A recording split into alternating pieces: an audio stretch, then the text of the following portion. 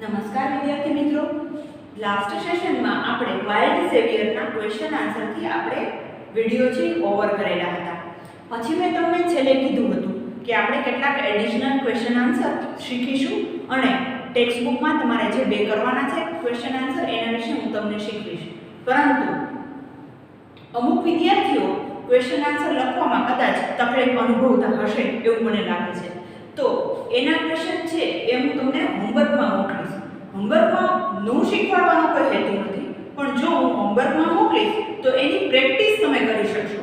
જો ક્વેશ્ચનનો આન્સર તમે જાતે લખી શકો એ વધારે બેટર છે, કારણ કે આન્સર તો ડાયજેસ્ટમાં પણ આપેલા હોય અથવા તો અધર રેફરન્સ બુકમાં પણ આપેલા હશે. તો બેટર કે હું તમને એ પ્રેક્ટિસ માટે મોકલું.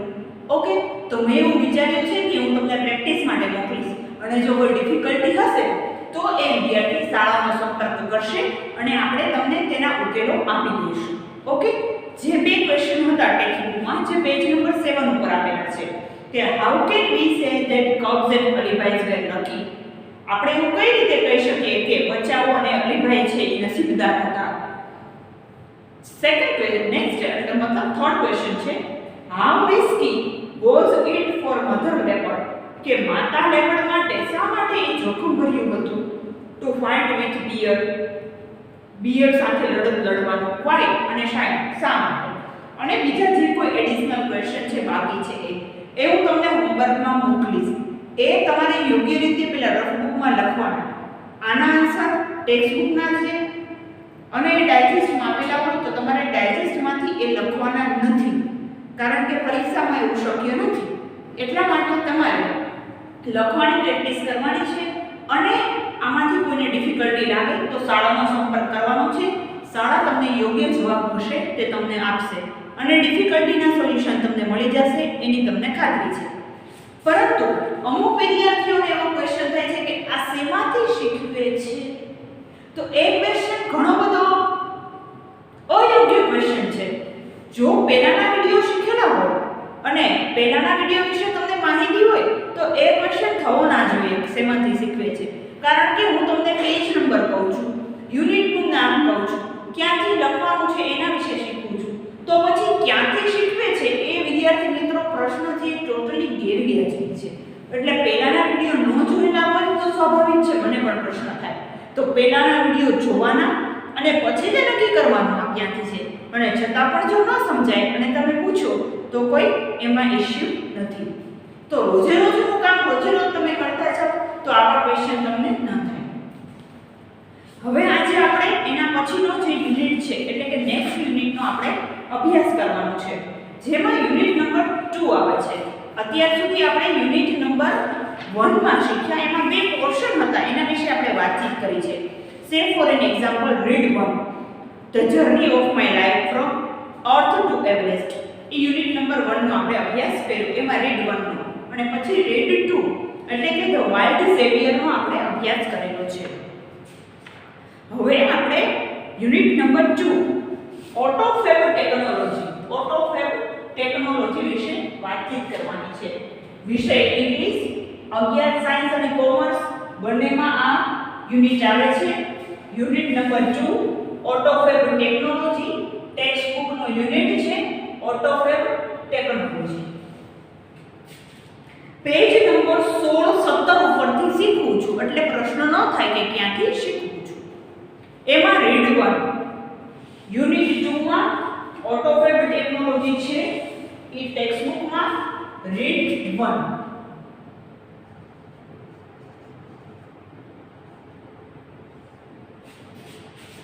Okay students, now we go ahead. હવે બહુ સરસ છે, મજા આવે છે. ઇમેજિન, કલ્પના કરો યોરસેલ્ફ, તમારી જાતને ઇન અ કાર શોરૂમ, કે તમે એક કારના શોરૂમમાં છો. એવી કલ્પના કરો કે તમે એક કારના શોરૂમમાં છો. You are not happy with any model of the car in the showroom. શોરૂમમાં રહેલી એક પણ કારના મોડલથી તમે સંતુષ્ટ નથી. તમે શોરૂમમાં ગયા, બધી કાર્સ જોઈ, પણ એ કારના એકે મોડલથી તમે સંતુષ્ટ નથી.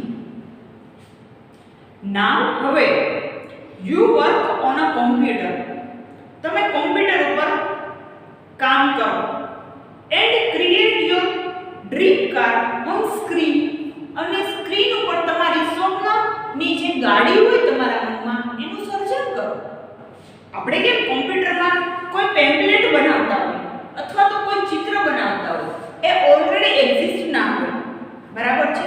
તો તમે શું કરો, એને ક્રિએટ કરવું પડે. પછી પેન્ટમાં કરો કે પછી આ પાવર પોઈન્ટનો યુઝ કરીને તમે એ પિક્ચર્સ છે તમારું ડ્રીમ પિક્ચર બનાવી શકો. અથવા તો સાવ સિમ્પલ એક્ઝામ્પલ લઉં તો સિમ્પલ એક્ઝામ્પલના ફોર્મમાં મને તમને એક એવું ગમશે કે દાખલા તરીકે તમે ગૂગલમાં કોઈ પિક્ચર કે ઇમેજ છે સર્ચ કરો છો અને એ સર્ચથી તમે સેટિસ્ફાઈડ નથી, મતલબ તમને પસંદ નથી, તો તમે શું કરો? સિમ્પલી આપણે કોઈ ડ્રોઈંગ કરીશું. ઓકે, ઇટ મીન્સ તમે જે ડ્રોઈંગ કર્યું એ તમે જે વિશ કરો છો, મતલબ તમે જે ઈચ્છો છો એ બાબતનું તમે ડ્રીમ કર્યું. એટલે કોઈને કોમ્પ્યુટર પર વર્ક કરતા ન આવડતો હોય તો આવી રીતે પેપર વર્ક કરીને પણ તમે ઇમેજિન તમારું જે ડ્રીમ કાર હોય ડ્રો કરી શકો. એન્ડ મેજિક અને જાદુ. નેક્સ્ટ વીક પછીના અઠવાડિયે you get delivery of a car. તમે એ ગાડીની ડિલિવરી મેળવશો, ફેબ્રિકેટેડ કે જેની રચના થયેલી છે, એક્ઝેક્ટલી લાઈક યોર ડિઝાઇન, તમે જેવું ઈચ્છો છો એવી રચના મુજબ. હવે આ બધી લેટેસ્ટ ટેકનોલોજી છે, બરાબર કે એ ઓટોફેબ ટેકનોલોજી, મતલબ તમે કારની રચના કરો, કંપની એક્સેપ્ટ કરે અને તે મુજબની તમને કાર ડિલિવર કરી દે એક જ અઠવાડિયામાં. અત્યારે તમે જોયું હશે કે બધા કાર મોડિફાઈ કરાવે છે, બાઇક મોડિફાઈ કરાવે છે, મોપેડ હોય તો મોપેડ છે એ મોડિફાઈ કરાવે છે. શું કામ? મોડેલ મળે છે એનાથી સંતુષ્ટ નથી, અથવા તો પોતાની પાસે જે મોડેલ છે એમાં એને ફેરફાર કરાવવો છે, નવું નથી લેવું, બટ મારા બાઇકમાં મારે એટલો ચેન્જીસ કરાવવો છે, તો બાઇક મોડિફાઈ કરીને સ્પોર્ટ બાઇક બનાવડાવો છો ને, અથવા તો તમે ના બનાવડાવતા હોય તો એ પ્રકારના બાઇક તમે જોયા છે. Okay, autofab technology. Such magic is possible. આવું જાદુ શક્ય છે થ્રુ અ પ્રોસેસ, એક પ્રક્રિયાથી, નોન એઝ ઓટોમેટેડ ફેબ્રિકેશન, સ્વયં સંચાલિત રચના. ઓટોમેટેડ એટલે શું કે આપણે જેવી રચના કરી છે એ મુજબ. It means automated fabrication. હવે આપણે પેરેગ્રાફનું માત્ર ટ્રાન્સલેશન સમજવાનું છે. તમે કલ્પના કરો તમારી જાતની કે તમે એક ગાડીના શોરૂમમાં છો અને તમે શોરૂમમાં રહેલી ગાડીના મોડલથી સંતુષ્ટ નથી. હવે તમે કોમ્પ્યુટર ઉપર કામ કરો અને તમારી સ્વપ્નની ગાડીની રચના કરો અને જાદુ. પછીના અઠવાડિયે તમે એ ગાડીની ડિલિવરી મેળવશો કે જે તદ્દન તમારી ડિઝાઇન મુજબ રચના થયેલી છે. આવું જાદુ એ શક્ય છે પ્રક્રિયાથી કે જે સ્વયં સંચાલિત રચના કે ઓટોમેટેડ ફેબ્રિકેશન તરીકે ઓળખાય છે. હવે આ યુનિટમાં જે કોઈ પેરેગ્રાફ વાઇઝ જે હાર્ડ વર્ડ્સ આવશે એ હું બોર્ડ પર લખી જઈશ. પેરેગ્રાફ વાઇઝ એટલે પેરેગ્રાફ 1 હાર્ડ વર્ડ્સ,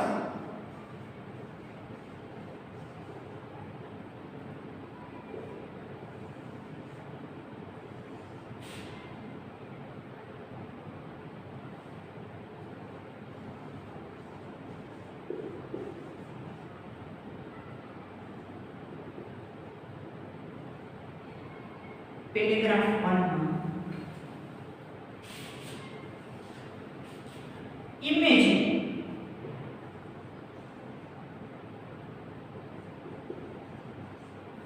એટલે કલ્પના કરવી.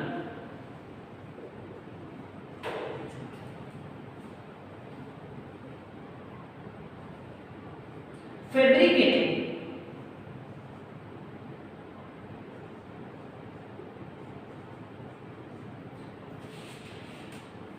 ટુ ફેબ્રિકેટ એટલે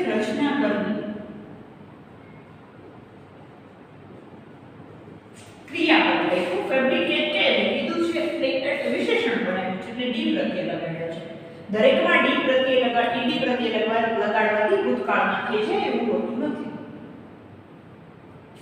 ઓટોમેટેડ ફેબ્રિકેશન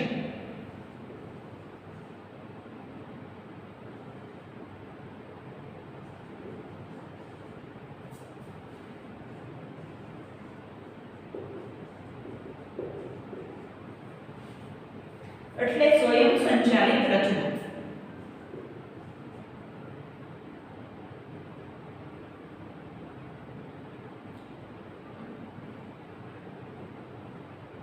અથવા સ્વસંચાલિત.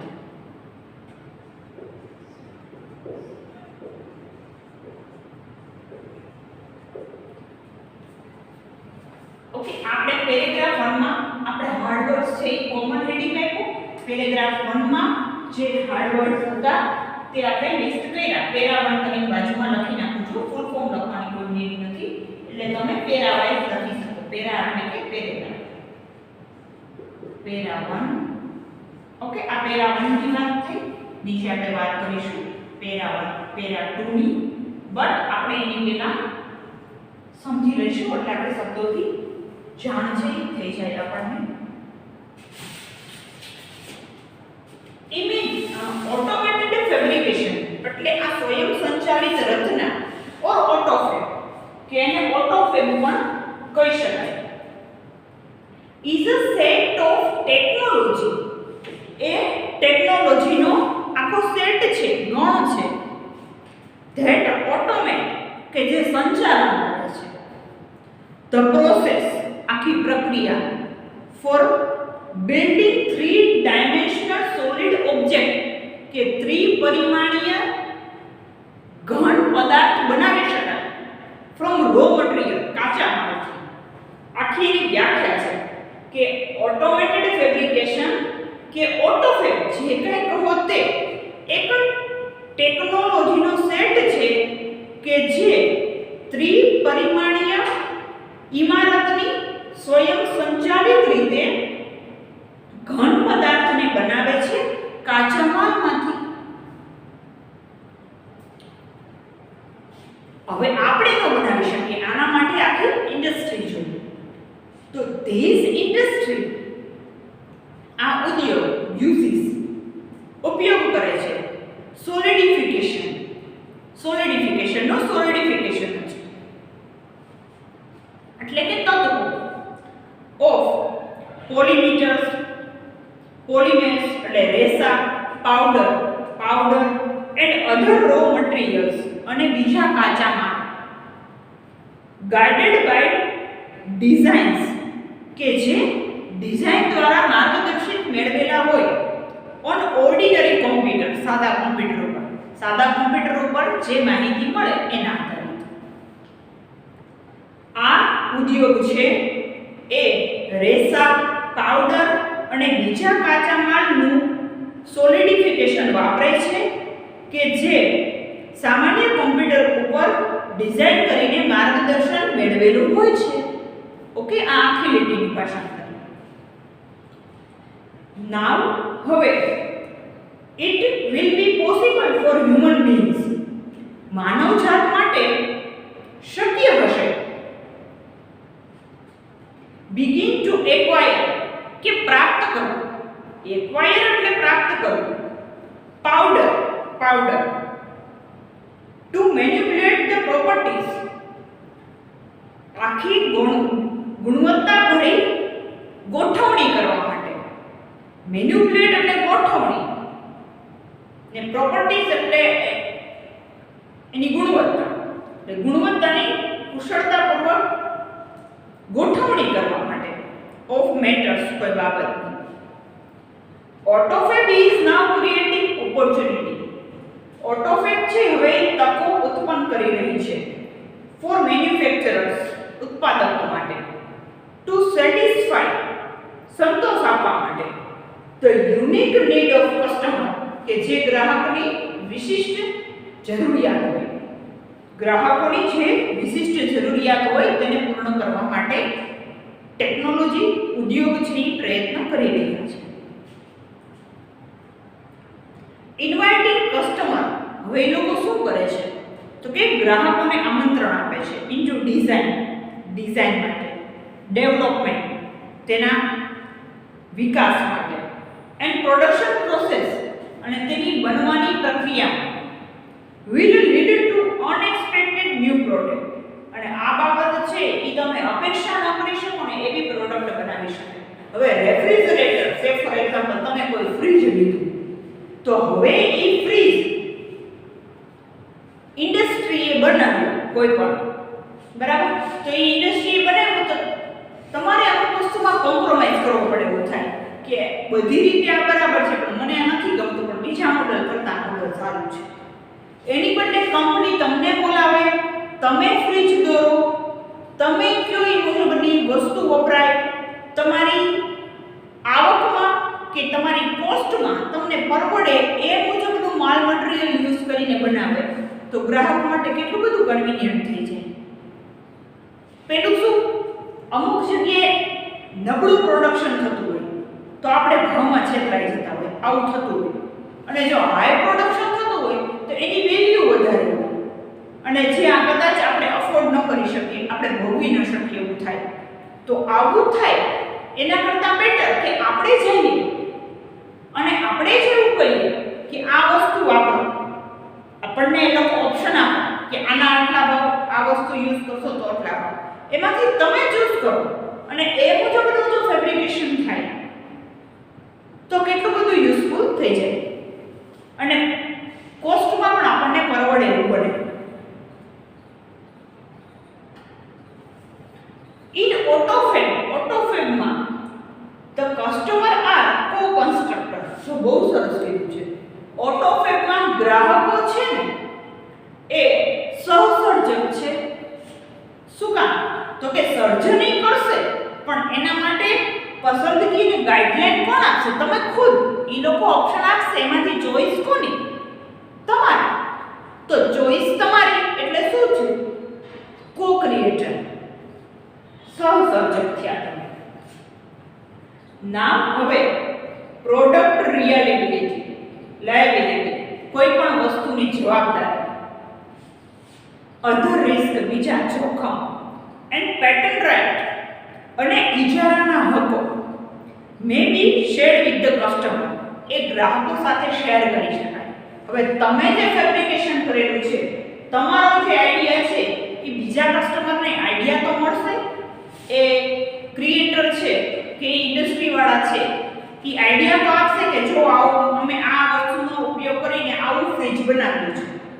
તો એનો અર્થ એ કે ક્રિએટ કે વિચાર કોનો? તમારો. તો વિચાર તમારો તો એ કોપીરાઇટ હકે કોનો હોવો જોઈએ? તમારો. પણ તમારી સાથે કંપની ન હોય કારણ કે ઉત્પન્ન કોણે કર્યું? કંપનીએ ઉત્પન્ન કર્યું. એટલે એનો અર્થ એ કે ઇજારાના હકો, પછી જો એ તમે યુઝ કર્યું હોય અને એમાં કાંઈ ફોલ્ટ આવે તો એમાં કંપનીનો ન હોઈ શકે કોઈ હિસ્સો. તમારે બે ડિવાઇડ કરવો પડે, કંપની અને ગ્રાહકે. શું કામ? તો કે પસંદગી કોની હતી? ગ્રાહકની. સ્વીકારી કોણે? કંપની. તો જવાબદારી બેની આવી જાય, એક ઉપર દાવો કરી શકાય નહીં. Automated fabrication will have a dramatic impact on society. અને આ ઓટોમેટેડ ફેબ્રિકેશન એટલે કે સ્વયં સંચાલિત રચનાની એક સમાજ ઉપર મોટી અસર પડશે, જોરદાર અસર પડશે. જો સમાજ તો જેમ જેમ યુગ આગળ વધતો જાય છે એમ ટેકનોલોજીમાં જનરેશન પ્રમાણે સારો એવો વર્ગ થતો જાય છે. કદાચ તમારા પેરેન્ટ્સને ઓછી મોબાઈલમાં ખબર પડતી હોય તો તમારી પાસેથી શીખતા હશે, એવું બને કોમ્પ્યુટરમાં. તો શું કામ? તમે નવી જનરેશન છો, તમારી પછીની જે જનરેશન હશે 10 વર્ષ પછી, તો એ લોકો પાસે તમારી કરતાં વધુ નોલેજ હશે. સમજાય છે વિદ્યાર્થી મિત્રો? એટલે જેમ જેમ જનરેશન આગળ વધતી જશે એમ વધુ સમજદાર વર્ગ છે આવતો જશે. એટલે આ બધા ફેબ્રિકેશનમાં ફાયદો થતો જશે, નવું નિર્માણ થતું જશે. ઇન્ડસ્ટ્રી પાસે જે કોઈ વિચારો છે એ વિચારો પ્લસ ગ્રાહકના વિચારો લઈને એક સારું એવું મોડેલ છે ક્રિએટ કરી શકાશે. ઓકે, હવે પેલા માત્ર આપણે એનું ટ્રાન્સલેશન સમજી લઈએ. અને પછી એના હાર્ડવર્ડ છે એ આપણે લિસ્ટ કરીને જોતા જઈએ. ઓટોમેટેડ ફેબ્રિકેશન કે જેને ઓટો ફેબ કહી શકાય એ એક સ્વયં સંચાલિત ટેકનોલોજી છે કે જે ત્રિપરિમાણીય ઘન પદાર્થનું નિર્માણ કરી શકે છે કાચા માલમાંથી. આ ઉદ્યોગો છે એ તત્વો વાપરે છે જેવા કે રેસા, પાવડર અને બીજા કાચા માલ કે જે સામાન્ય કોમ્પ્યુટર ઉપર ડ્રોઈંગ કરીને કે રચના કરીને માહિતી મેળવાય છે. હવે એવું શક્ય હશે માનવજાત માટે કે તેઓ પાવર છે એ પ્રાપ્ત કરી શકશે કોઈ પણ કુશળતાપૂર્વક ગોઠવણી કરવા માટેની કોઈ પણ વસ્તુમાં.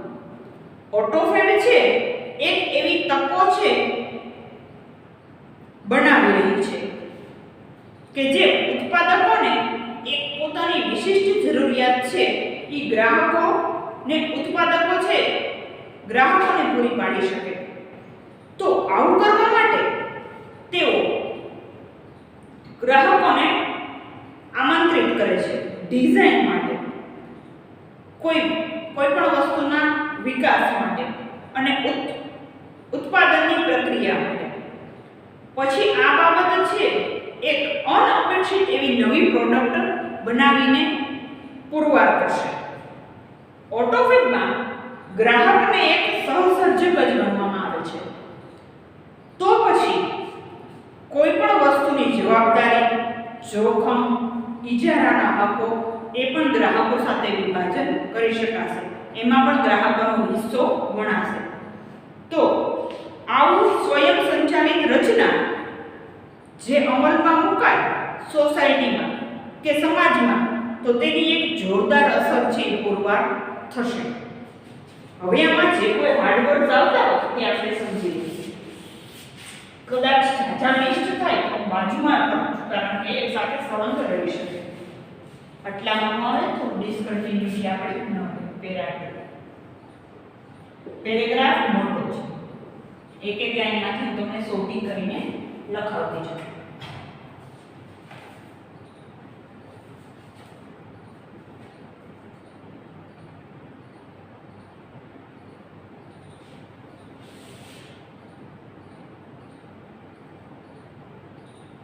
Three dimensional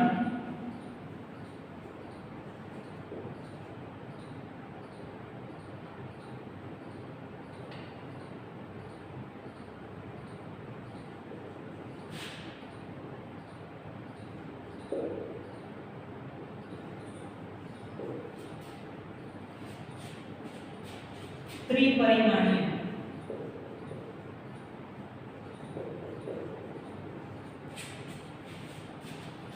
ઓબ્જેક્ટ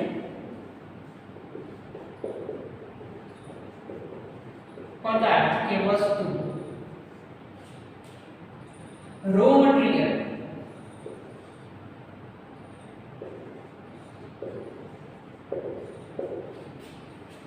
એટલે કાચો માલ,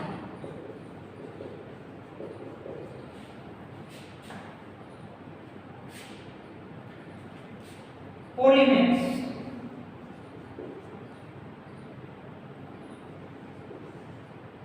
એટલે રેસા,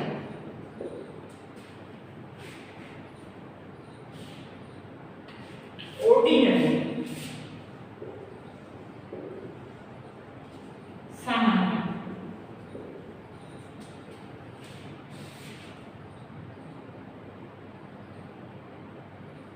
મેનિપ્યુલેટ એક વાયર પહેલા તો એક વાયર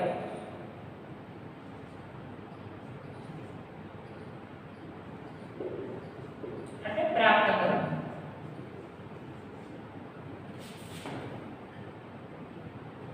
પાવર એટલે સત્તા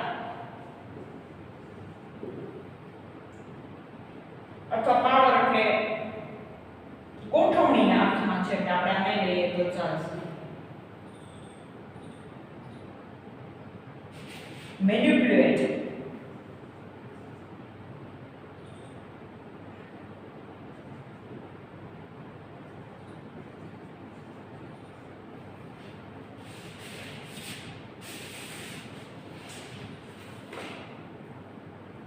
કુશળતાપૂર્વક ગોઠવણી.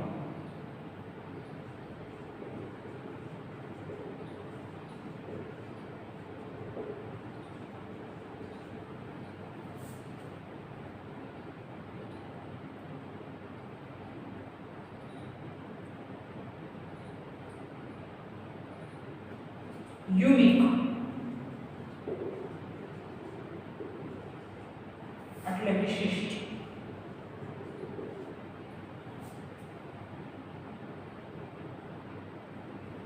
નીડ એટલે જરૂરિયાત.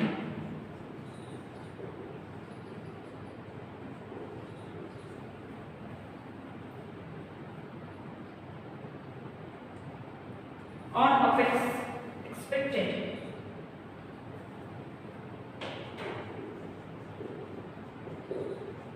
એટલે અનઅપેક્ષિત.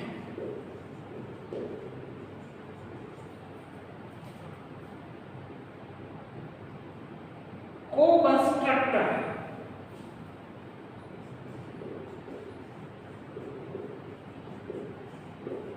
એ સહસર્જક.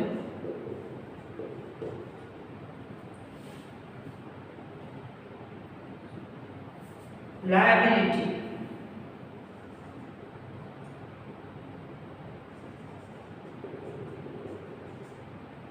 અને જવાબદારી.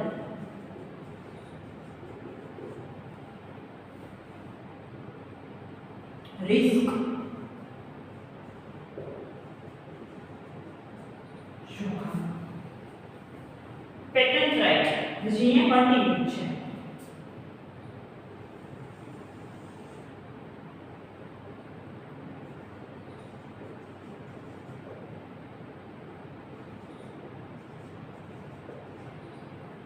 ઇજારાના હકો.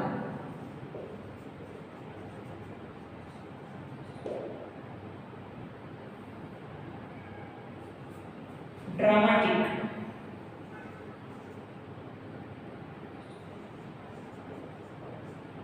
એટલે જોરદાર.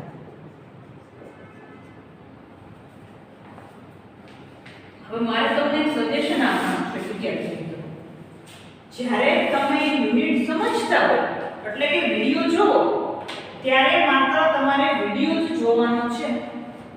વિડિયો જોવો ત્યારે એક પેરેગ્રાફ કમ્પ્લીટ થાય સ્પેલિંગ સહિત પછી પોઝ કરી દેવાનું છે. એ પોઝ કરીને તમારે સ્ક્રોલ આગળ પાછો બેકવર્ડ લઈ જઈને એક પેરેગ્રાફ રિપીટમાં જોઈને એટલું ક્લિયર કરવાનું. 2 વખત એકનો એક પેરેગ્રાફ જોવાનો, પછી આગળ કન્ટિન્યુ કરવાનું સેકન્ડ પેરેગ્રાફ જોતી વખતે, અને પાછો બેક સ્ક્રોલ કરીને બીજી વખત બીજો પેરેગ્રાફ જોવાનો. ક્લિયર? એટલું 2 વખત તમારે ક્લિયર થઈ ગયું. આખો ગુજરાત લેટીનું ભાષાંતર, આખો ગુજરાતીમાં પેરેગ્રાફ પ્લસ આખા એના સ્પેલિંગ આપણે ક્લિયર થઈ જાય. ઓકે, હવે હું જે આગળ કરાવીશ ને એ 2 પેરેગ્રાફ તમને સમજાવી દઉં છું શું કહેવા માંગે છે, જેથી કરીને આગળનું જે ઇન્ટ્રોડક્શન છે એટલું એકદમ ક્લિયર થઈ જશે. પણ કમ્પલસરી એટલા 2 વિડિયો પોસ્ટ કરીને જોવાના છે. જો આપણે અત્યારે એકબીજાને મળી નહીં શકીએ, તમે નહીં જોવો તો તમારા ગેરફાયદા માટે છે. તો તમારે એટલું ચોક્કસ ને ચોક્કસ અનુસરવાનું મારી તમને સલાહ છે. Autofab technology. કલ્પના કરો કે તમે એક ગાડીના શોરૂમમાં છો અને શોરૂમમાં રહેલી ગાડીના કોઈ પણ મોડેલથી તમે ખુશ નથી. તો હવે તમે એક કોમ્પ્યુટર ઉપર કામ કરો અને તમારા સ્વપ્નની ગાડી છે સ્ક્રીન ઉપર બનાવો. અને જાદુ પછીના અઠવાડિયે તમે એ ગાડીની રચનાની ડિલિવરી મેળવશો કે જે તદ્દન તમારી કારની ડિઝાઇન સાથે મળતા હોય છે. આવું જાદુ એ શક્ય છે એક પ્રોસેસ દ્વારા કે જે ઓટોમેટેડ ફેબ્રિકેશન એટલે કે સ્વયં સંચાલિત રચનાથી શક્ય છે. આ પહેલો પેરેગ્રાફ. નેક્સ્ટ, ઓટોમેટેડ ફેબ્રિકેશન કે ઓટોફેબ એક ટેકનોલોજીનો સેટ છે કે જે રચના આખી પ્રક્રિયાની સ્વયંસંચાલિત રચના કરે છે. ત્રિપરિમાણીય ઘન પદાર્થ કાચા માલમાંથી બનાવવા માટે. આ ઉદ્યોગ એ રેસા, પાવડર અને બીજા કાચા માલની મદદથી બનાવે છે અને તે સામાન્ય કમ્પ્યુટરની ડિઝાઇનમાંથી માર્ગદર્શન લે છે. હવે આવું શક્ય છે માનવજાત માટે કે તેઓ પ્રાપ્ત કરી શકે છે પાવર, કુશળતાપૂર્વક ગોઠવણી કરવાનો પાવર પ્રાપ્ત કરી શકે છે કોઈ પણ વસ્તુ. તો ઓટોફેબ છે એવી એક તકો ઊભી કરે છે ઉત્પાદકોને સંતોષ આપે તેવી ગ્રાહકોની વિશિષ્ટ જરૂરિયાતને પૂરી કરવા માટે. ગ્રાહકોને ડિઝાઇન માટે, તેના વિકાસ માટે અને તેની બનાવટની પ્રક્રિયા માટે આમંત્રિત કરે છે અને આ બાબત છે એ અનપેક્ષિત નવા પ્રોડક્ટ કે ઉત્પાદન તરફ લઈ જાય છે. ઓટોફેબમાં ગ્રાહક એ પોતે સહસર્જક ગણાય છે. તો પછી કોઈ પણ વસ્તુની જવાબદારી, તેના જોખમો અને ઇજારાના હકો એ ગ્રાહકો સાથે વિભાજન કરી શકાય છે અને ઓટોમેટેડ ફેબ્રિકેશન એ સમાજ ઉપર એક જોરદાર અસર પૂરી પાડશે. Thank you.